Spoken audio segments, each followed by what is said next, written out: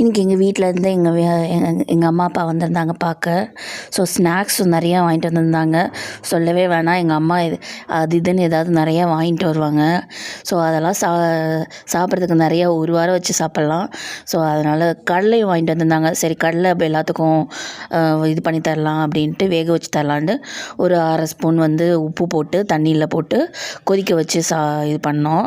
குக்கரில் வச்சுருக்கலாம், பட் இதிலேயே வச்சிடலாம் அப்படின்ட்டு ஒரே இதில் வச்சுட்டேன். குக்கரில் குழம்புலாம் இருந்தது, அதனால் இதிலே வச்சுட்டு ஈவினிங் ஒரு 5:30 போல் வச்சுட்டு, அதுக்கப்புறம் ஸ்வீட்லாம் வாங்கிட்டு வந்திருந்தாங்க. நிறையா ஸ்வீட்டு, அப்புறம் முறுக்கு இதெல்லாம் வாங்கிட்டு வந்தாங்க. முறுக்கெல்லாம் என் பையனும் ஹஸ்பண்டும் நல்லா சாப்பிடுவாங்க.